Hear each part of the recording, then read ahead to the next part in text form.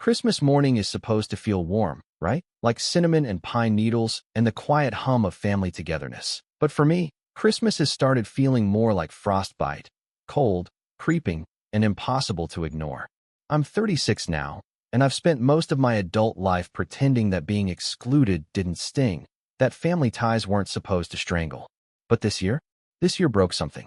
Or maybe it revealed something that was already broken long ago. My name's Riley. I'm the oldest of three siblings, me, then my sister Tessa, 33, and our younger brother Sean, 29. Growing up, I was the quiet one. Not shy, exactly, but always the one expected to understand. When Tessa threw tantrums, I was told to be patient. When Sean failed a class or crashed Dad's car, I was told, don't be too hard on him. Riley, he's still figuring things out. That was the soundtrack of my childhood. You're the responsible one. You're the easy one. You're the one we don't have to worry about. At some point, that stopped feeling like a compliment and started sounding like a dismissal. I left home at 18 for college and never really moved back. I worked hard, built my own tech company, and, after nearly burning out by 30, sold it for more money than I'll probably ever need. I kept my success quiet, though. No big announcements, no Lamborghini in the driveway. That's never been me. I still drive a 10-year-old Subaru, wear clothes until they fade, and never once mentioned to my family that I'm technically a multimillionaire. Not because I wanted to test them or anything dramatic like that, but because I knew, deep down, that money would change the way they saw me. And not in a good way. Tessa, on the other hand, has always been about optics. She lives for Instagram stories of candid family brunches where everyone's mysteriously wearing coordinated outfits. She documents her life like she's pitching a Hallmark movie, all carefully curated smiles and seasonal throw pillows.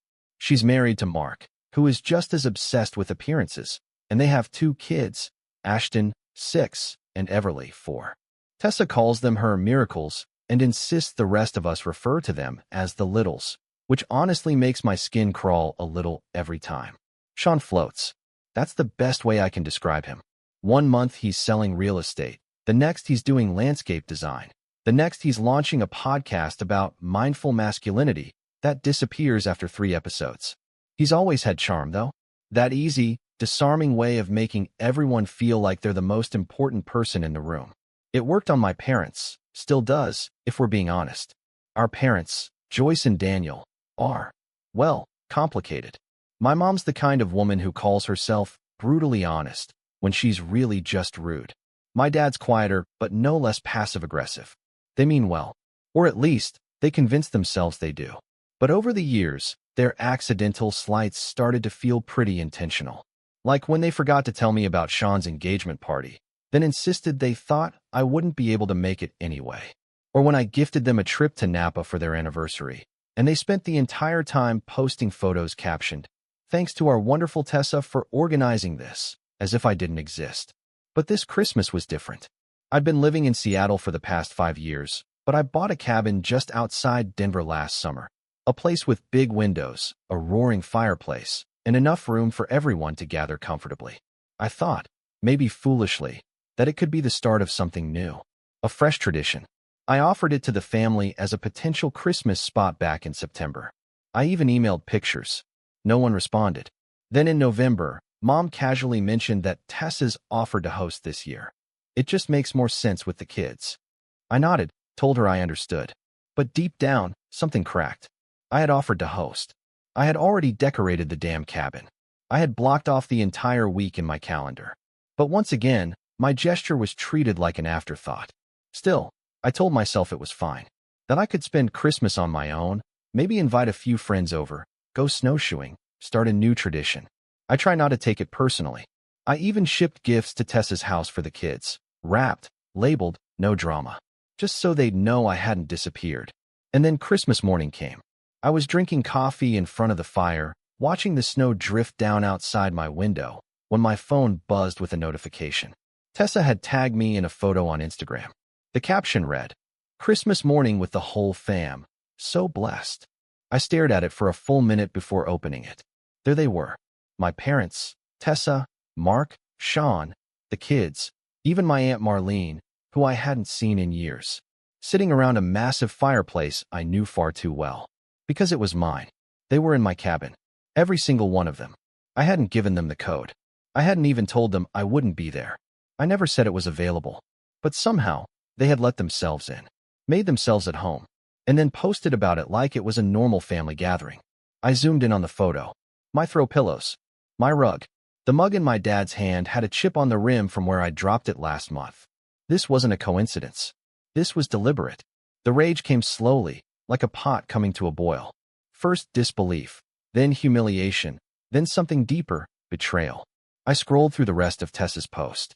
Dozens of photos. The kids opening gifts under my tree, Mom and Tessa baking cookies in my kitchen, Sean making a cheers gesture with one of my limited edition whiskey glasses. Not one text. Not one call. Not a single mention that they were using my space. I almost threw my phone across the room. Instead, I took a breath, opened the comments, and typed, "Love this. Just FYI, the cabin you're in? I own it. Tenants move in January 3rd. Then I hit send. 3 minutes later, the post vanished. The silence that followed was deafening. And then my phone started buzzing. 61 calls in the span of an hour. 14 voicemails. All from my parents, Tessa, Sean, even Mark. Texts rolled in like hailstones. "Riley, can we talk? Why would you do that? Don't ruin this for the kids." It was just a misunderstanding. But was it? I stood in that quiet cabin, staring at the fire as my phone vibrated on the kitchen counter. And for the first time in a long time, I didn't feel guilty. I felt awake. And that was the moment I decided I wasn't letting this go. Not this time. For the first few hours, I ignored the calls. I turned my phone face down, let the buzzing become background noise, and tried to calm the storm building in my chest. But when the voicemails started piling up, 14 by the end of the day, I knew I had to listen. Not because I wanted to make peace, but because I needed to know just how deep the betrayal ran. The first one was from my mom. Voice syrupy sweet, but laced with that edge I knew too well. "Riley, honey, I think there's been a huge misunderstanding. We thought you weren't coming, and Tessa said it'd be fine to use the cabin. You never said you were using it, and it's not like we trashed anything. Please don't overreact. Call me." The second was my dad, his voice low and stiff. "Riley, this isn't the way to handle things. Family talks these things through. Don't make this about ownership. Call us back." Then came Tessa. "Oh my God, Riley, seriously? You're really going to put tenants in the cabin over Christmas? Without warning? You blindsided us. Everyone's upset, especially the kids." Ashton cried. Everly asked why Uncle Riley was being mean. "I don't know what's gotten into you, but this is so selfish." That one almost made me laugh. I was being selfish? For reclaiming my own space? After they snuck into it, hosted a party, and plastered it across social media like it was some family fairy tale I'd been too cold-hearted to join? Sean's voicemail was short. "Bro, I don't know what the hell that comment was about, but you need to chill. You weren't even coming. Nobody thought you cared. Don't burn bridges over this, man. It's Christmas." That voicemail was when the simmer turned into a boil. I'd been chill my entire life, letting things slide, swallowing the hurt, laughing off slights like they were just quirks of family. But this wasn't an oversight. This wasn't a scheduling mix-up. This was my entire family deciding I didn't matter. Not enough to invite. Not enough to ask. Not even enough to inform. And then they call me selfish. I didn't respond that day.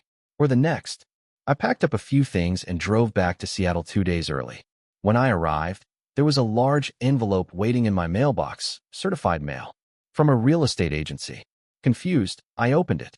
It was a lease agreement. For the cabin. Signed. By Tessa. The tenant name had been filled out. Tessa Reynolds.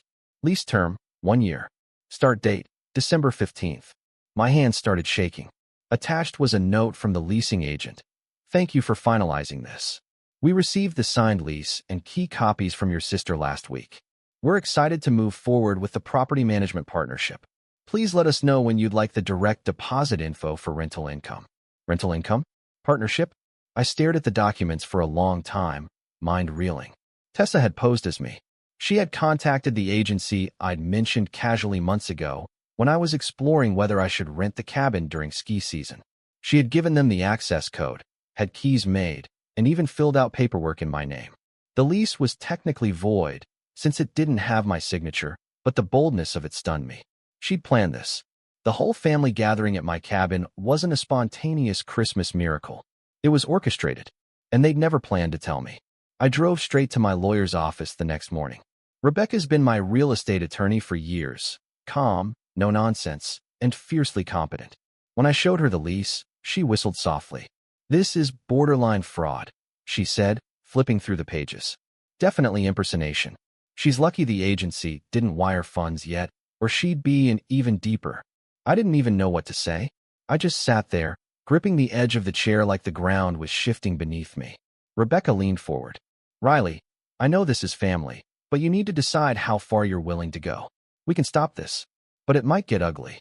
Ugly. That word echoed in my head all day. Because things were already ugly. They had been for years. This was just the first time I couldn't pretend otherwise. I didn't call my sister. I didn't confront her. I wanted to hear it from her lips. I wanted to see if she'd lie to my face. So when Mom called again, her fourth call that day, I picked up. "Hi," I said flatly. "Oh, honey," she breathed, like we were on the brink of reconciliation. "I'm so glad you answered. I've been worried sick." "Really?" I asked. "Because it seems like you've all been having a great time." There was a pause. "It wasn't personal, Riley. You're always so busy. And Tessa she had this whole thing planned." "Planned?" I said, voice tightening. "So you knew it was my cabin?" Another pause. "Well, yes. But she said you weren't using it. And she thought it would be nice for everyone." "She also signed a lease," I said. Silence. "She what?" my mom whispered. "She submitted a forged lease to a rental agency," I said, forcing calm into my voice. "Using my name. My address. She gave them keys. Codes. Access to a property I own." "That can't be right," Mom said. "Tessa wouldn't." "She did." More silence. Then, "Well, maybe she thought you'd changed your mind. You never said you'd be using it." "I never said you could use it," I snapped. "Let alone lease it out. Do you realize how insane this is?" She huffed. "You're blowing this out of proportion, Riley. It's family. Sometimes we do things informally. Forging my signature isn't informal, Mom. It's illegal." She clicked her tongue. "Why are you being so harsh? It's Christmas." There it was again. That old guilt. But it didn't work this time.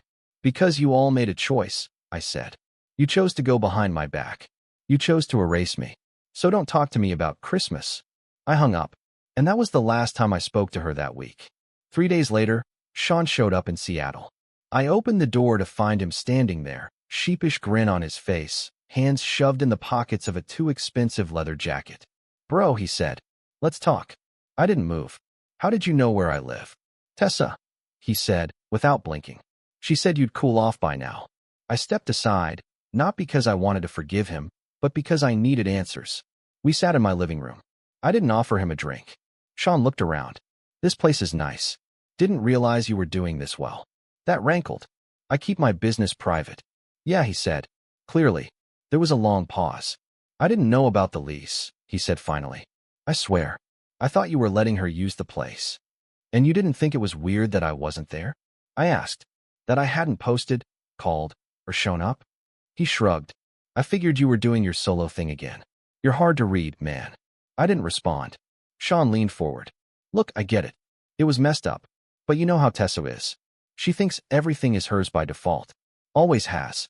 She crossed a line." "I know," he said quickly. "And she knows. But if you press charges or sue or something, Mom's gonna have a meltdown. Dad too. You're gonna nuke the family over this." "They already nuked it," I said. He rubbed his jaw. "So what now?" "I don't know," I said truthfully. "But I'm not sweeping this under the rug." He left soon after. Didn't argue. Didn't apologize again either. But later that night, I got a text from Tessa. "Sean told me you're being serious about this. Riley, you wouldn't actually ruin our family over a cabin. You've always had a flair for dramatics, but this is too far. Let it go." I stared at the message for a long time. Then I typed a single sentence and hit send. "I've let a lot go, Tessa, but not this." And that's when everything started to unravel. The fallout wasn't loud. It didn't come crashing down like in movies. No dramatic confrontations in the rain. No tables flipped at family dinners. It was quieter than that. More suffocating. Like the slow spread of cold air under a door. The kind of silence that hums in the background and makes your skin itch. For the next few weeks, the family group chat went dark. Not that I expected applause for finally standing up for myself, but the sheer, synchronized silence was jarring. Nobody said a word. Not even the passive-aggressive hope everyone's doing well messages that usually followed arguments. It was like I'd been carved out, neatly, like fat from meat. Still technically there, but not wanted. January rolled in fast, and the Denver cabin echoed with the sound of movers. I flew back for 2 days to oversee the transition. Boxes, signatures, walkthroughs, keys handed off to new tenants. I changed the door codes, updated the listing with the management agency under my name only, and removed all backup keys. I'd locked down everything, literally and figuratively. And yet, the place felt hollow. Not because I missed them, but because I realized, maybe for the first time in my adult life, that the version of family I'd been chasing didn't exist. Not really. It had always been an illusion. Fragile, scripted, photoshopped into existence by people who smiled wide for the holiday card and then cut you out of the picture the moment it became inconvenient. I sat alone in the cabin that night. Last night before tenants moved in, on the floor, wrapped in a throw blanket, drinking tea that tasted like paper. The furniture had been cleaned, the decorations boxed. It didn't feel like mine anymore, and oddly, that made it easier to let go. I realized I didn't want this place to be some shrine to forgiveness. I didn't want it to sit empty waiting for a family that would never knock. So I stopped waiting. The next few months were quiet, but not empty. I threw myself into work, not out of escapism, but purpose. I'd been toying with an idea for months, something tech-adjacent, but more personal. A mentorship platform for young entrepreneurs who didn't come from flashy backgrounds or elite universities. People like me, quiet builders, overlooked minds, the ones expected to understand, while others got the spotlight. I started sketching it out. Slowly, methodically. Late nights, early mornings, whiteboards and wireframes. I didn't tell anyone. I didn't need applause this time. There's something strange about working in silence after years of trying to be heard. At first, it's disorienting. You wonder if you're disappearing. But then, it becomes power. You start doing things for you. Not for validation. Not to prove a point. Just because it matters to you. I built a skeleton team. 2 designers, 1 back-end engineer, 1 community lead. All of them freelancers I'd worked with before. We called it Foundry, because it was about building, shaping, forging something real. At night, I walked. Just walked. Around my neighborhood in Seattle. No headphones. No distractions. I needed to learn how to be alone without feeling punished. I started noticing things I hadn't seen in years. The uneven sidewalk near the corner bakery, the old man with the blue cap who always nodded at me, the cat that seemed to own the entire block. The world had been there all along. I'd just been looking somewhere else. I also started therapy. Not because of the cabin. Not because of Tessa. But because I realized I'd been carrying too much for too long and calling it strength. The therapist, Marla, was a gentle, thoughtful woman who asked very little in the first few sessions. Just enough to let me empty out the clutter. Memories of being skipped over. Dismissed. Used. You said something interesting last week, she said one Thursday. You said, I'm the one who never needed anything. Do you think that was true? I shrugged. I think it's what they wanted to believe. She nodded slowly. And what did you want? It was such a simple question. But I didn't have an answer. I started journaling after that. Not every day, just when it felt like too much. I wrote down things I never said aloud. Like how I'd always hated being the easy child. How it wasn't easy to be quiet. How it hurt to buy gifts no one remembered, to send messages no one replied to show up and be invisible. I wrote about the cabin. I wrote about Christmas. I wrote about the night I saw the Instagram post, and how the silence afterward had felt louder than any argument we'd ever had. And slowly, so slowly, I started feeling something strange. Not peace exactly, but clarity. I realized I didn't miss them. I missed the idea of them. The family I'd built in my head, the one that cared, that called, that showed up without being asked. That family didn't exist. Maybe it never had. And grieving it like a death felt oddly healing. One night in February, I got a message from Mark, Tessa's husband. Hey man, I know things are tense. Just wanted you to know I had no idea about the lease stuff. That was all, Tessa. We didn't mean to hurt you. I stared at the message for a long time. There was no apology, just a quiet absolving of responsibility. I didn't reply. 2 days later, I got a call from a Denver number I didn't recognize. I let it go to voicemail. Hi Riley, this is Kathy from Snowview Elementary. I'm calling because Everly listed you as an emergency contact on her school file. There's no issue, Just a clerical update. But we wanted to confirm if that information is still accurate. I blinked at the phone. I wasn't even told I was listed. They put me down as a backup. Without asking. Still useful, huh? I didn't call back. I forwarded the voicemail to Tessa with a single line. Remove me from the school contact list. Immediately. No response. Of course. Foundry launched in April. Soft launch. Invite only. We rolled out to a small group of college grads and solopreneurs, many from underserved communities, first-gen students, people building quiet businesses out of dorm rooms and kitchens. We didn't go viral. We didn't need to. But people wrote to us. Long messages. Gratitude. Relief. Finally, something built for people like me. I saved every email.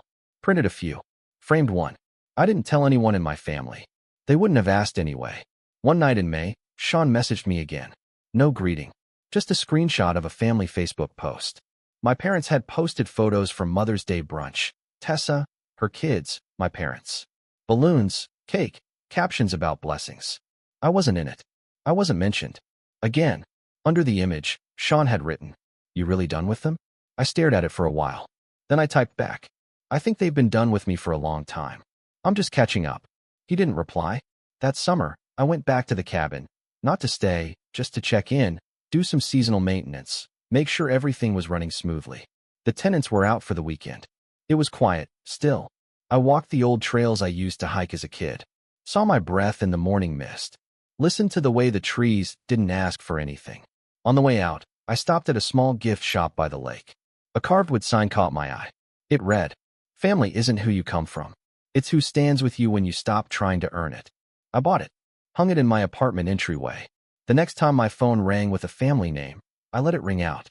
I didn't even flinch, because I wasn't falling anymore. I was climbing, and I was starting to like the view. The funny thing about clarity is that once it clicks into place, you start seeing patterns that were there all along. Little things I used to excuse. Mom's backhanded comments, Tessa's snide jokes wrapped in just teasing, Sean's disappearances whenever things got inconvenient, began to look less like isolated slips and more like a blueprint. A carefully balanced system where I played a role, the background character, the reliable one, the one who wouldn't make a fuss. And as long as I stayed in that role, everything ran smoothly for them. But now, I was out of frame, and they didn't know what to do. By early June, I was in a different place entirely, emotionally, mentally, even physically. I'd moved to a new condo near Pike Place Market. Exposed brick, wide windows, a view of the water if you tilted your head just right. It wasn't extravagant, but it was mine. No shared keys. No forced smiles and group photos. Just peace.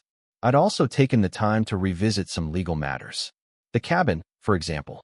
After the forged lease incident, I'd updated the ownership records to route everything through a holding company I quietly set up called Lurwood Ventures. My name was nowhere public on the title anymore. The property taxes, the utilities, the contracts, they all pointed to Lurwood. If anyone went snooping, they'd hit a wall. Just a shell LLC in a chain of other shells. Why?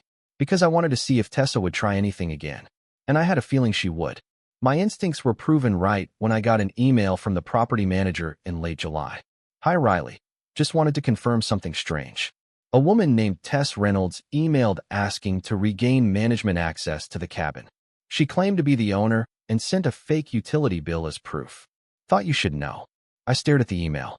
So she was still trying. Still clinging to the illusion that if she could just convince someone, anyone, that she had a right to my things, I'd eventually fold. But I wasn't folding anymore. I replied, "Thank you for flagging this. Please forward me the email and attach a copy to the incident log. I'll handle the rest." Then I reached out to Rebecca, my attorney, and we drafted a cease and desist letter. Not just for Tessa, but for all of them. See, the more I thought about it, the more I realized how deep the entitlement ran. It wasn't just the cabin. It was the dozens of little things that had stacked up over the years. The phone plans I'd been paying for since college, the credit card I'd once co-signed for Sean that was still being used, the shared Netflix account where I was still the one footing the bill, despite not being welcome at Christmas. I wanted it all cut. So I sat down, spreadsheet in front of me, and started tallying. Not just money, but patterns. Connections. How often I was the fallback plan. The silent donor. The emotional janitor cleaning up after everyone's mess. By the end of that week, I had a list and a plan. It started with quiet disentanglement. First, I froze the shared credit card. Sent Sean a courtesy email. This card is being deactivated. Any balances are your responsibility going forward. Please don't contact me about payment. I won't be covering it. Second, I pulled the plug on the shared family streaming accounts.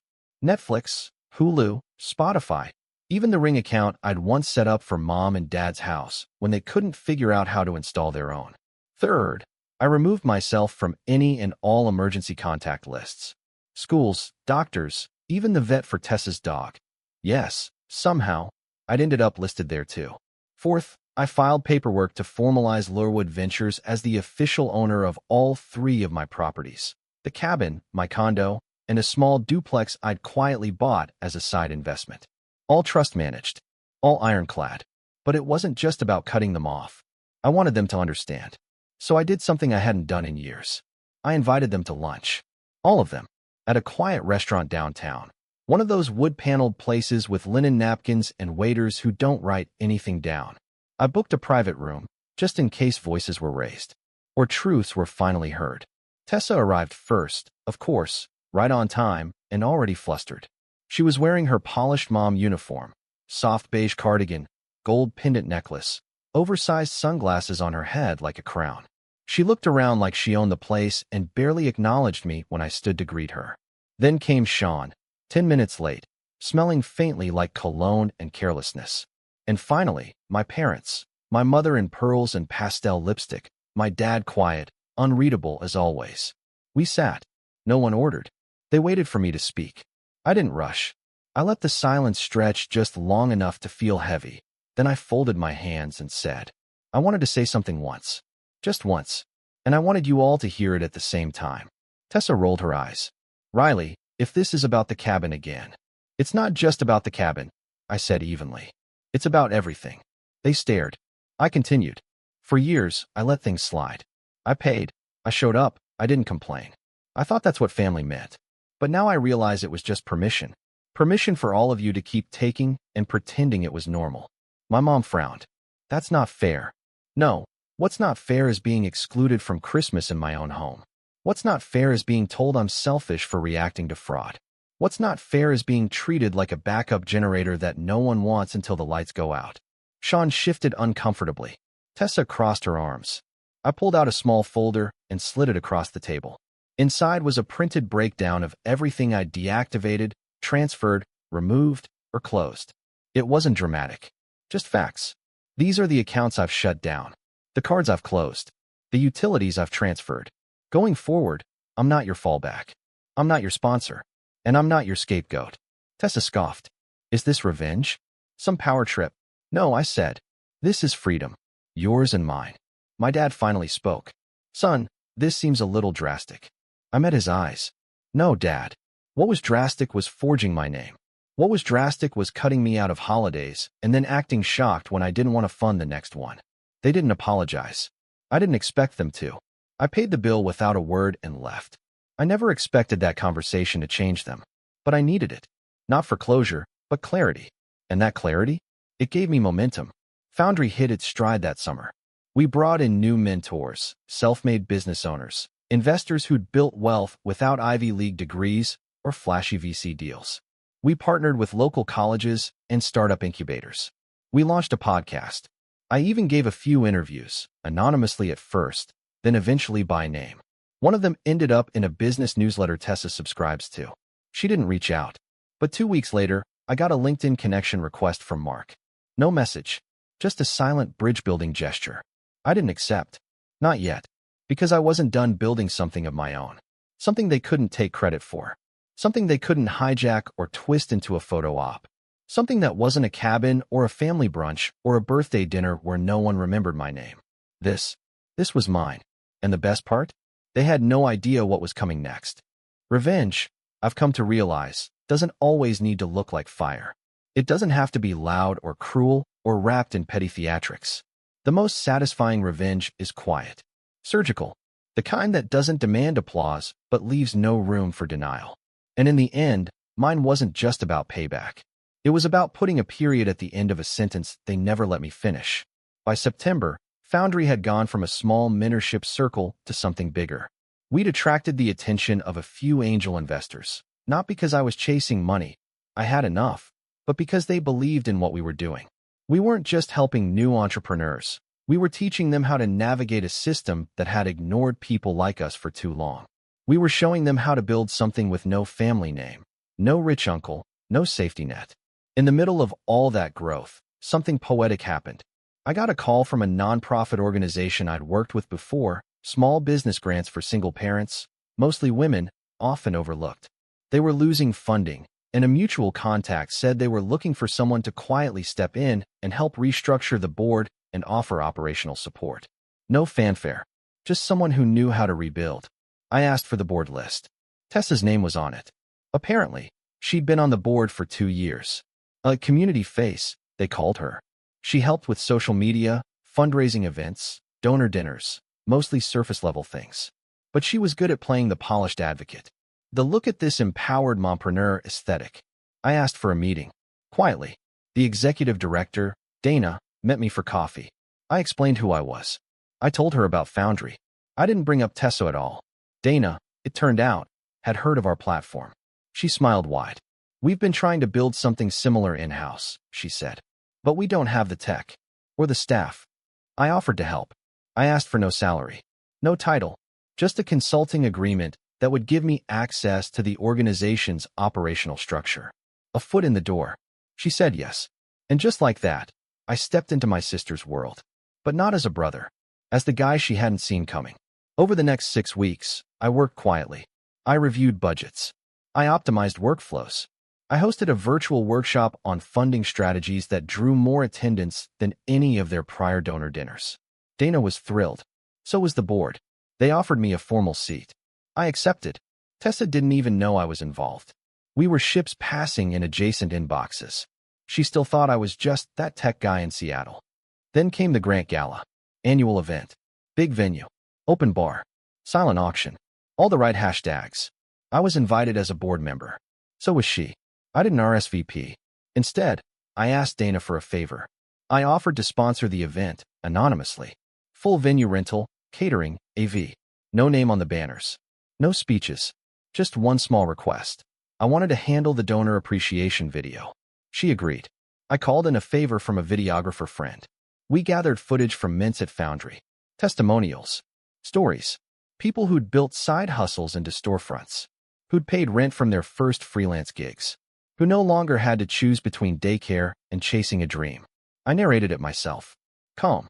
Simple. No bragging. Just truths.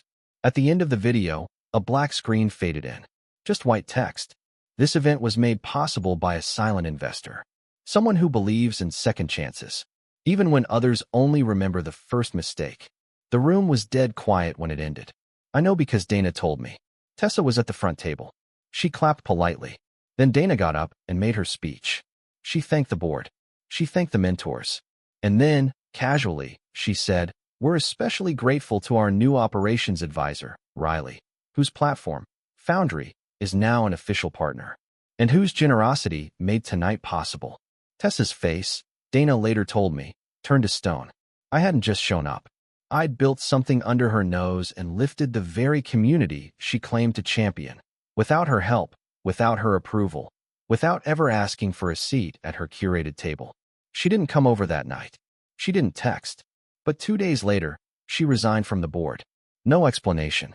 No farewell post. Just gone. And that's when the ripple started. See, once people realized she wasn't involved in Foundry, had never been, they started asking questions. Especially some of the nonprofit's top donors. One of them reached out to me directly. "We always assumed you two were partners," she said. She always implied. She implies a lot of things, I replied with a smile. The next time I heard from Tessa, it wasn't a message. It was a podcast. One of those lifestyle shows where she was a guest, episode about overcoming toxic family dynamics. She told a neat little story about being betrayed by a sibling who used their success to sabotage her community work. She never said my name.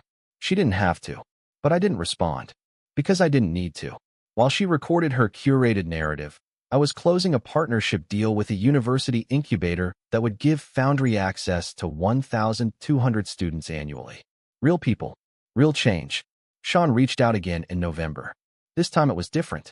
I know you probably don't want to hear from me, but I just wanted to say, I think I get it now. What it feels like to be left out.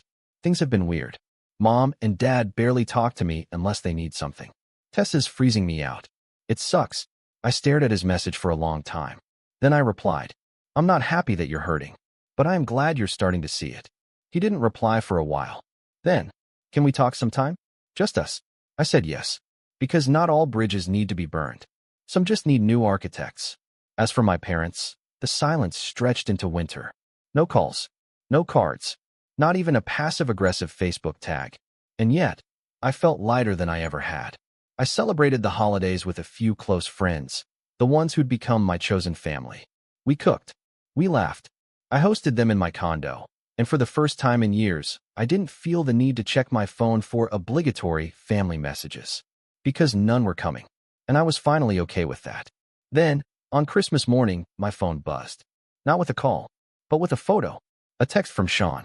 He and his girlfriend. Someone new, someone warm, smiling in front of a tiny tree, holding mugs with "starting over" written in gold cursive.